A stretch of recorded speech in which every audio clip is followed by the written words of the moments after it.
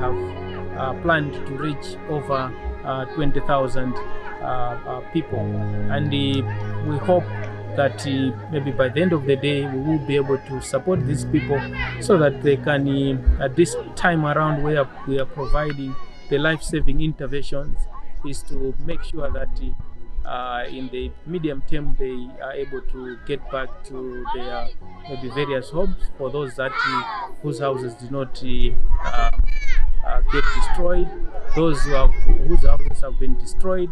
Our aim that in the medium term we can even provide some temporary shelter materials so that they can build back better. Our strategy budget is around $4 million US, and we really want to ensure that this plan takes us to a year where we are providing, as I said earlier on, the life-saving interventions. Then we will go into recovery. Of course, at the moment, the major challenge are resources. We don't have enough resources. We have been able to get some funds through our internal humanitarian fund, around the 350,000 US, and a few funds from our crisis modifier within the projects that we are already implementing. So I would like to emphasize that the gap is quite huge at the moment, and the impact of the cyclone is quite huge. Already we are seeing numbers increasing by the day, especially when we are now receiving the data in the areas that were not reached up until maybe yesterday.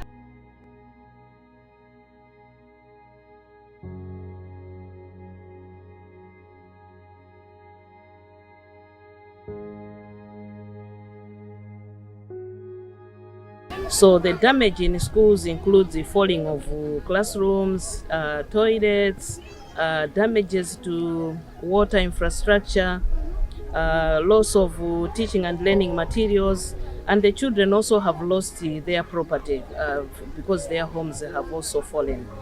So because of this, as Save the Children, part of our work is to make sure that children come back to school. So what we are doing now is to make sure that as the schools are closed, the children should be listening to radio programs. Currently, we don't have enough radios, so we are appealing to donors to support us so that learning should not be interrupted. So we are looking for support to clean the environment, particularly in all the 484 schools that have been damaged. We will not do this alone. We will also work with other partners so that the work is done in a much quicker way so that the learning can begin.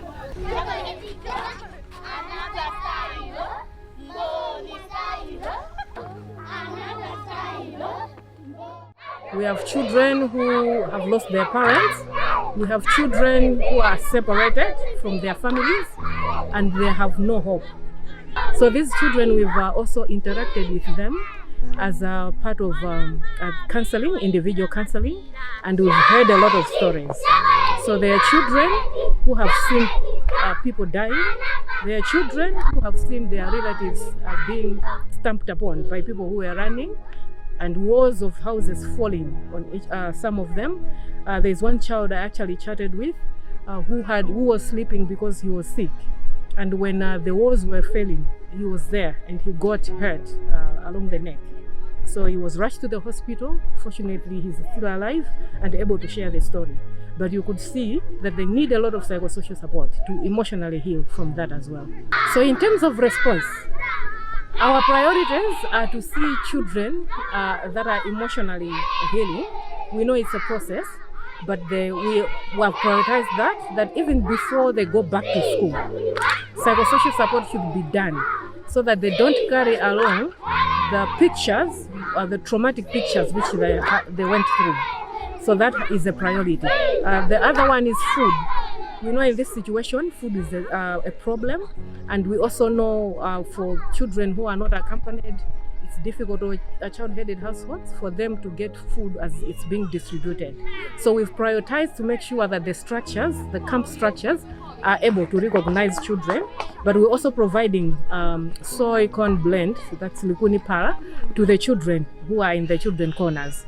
So there are facilitators who are cooking this porridge for them to make sure that at least they are able to eat 3 times a day. The other thing we've prioritized is also their health. We know some of them were injured, so we've, as Save the Children, there's an integrated approach where there's health, mobile clinics, there's psychosocial support, there's protection issues as in broad, coming together to make sure that we are responding holistically. There's also WASH, which is coming together as part of also supporting the children, making sure hygiene issues, sanitary issues, menstrual hygiene is looked into as well. So those are the priorities for Save the Children.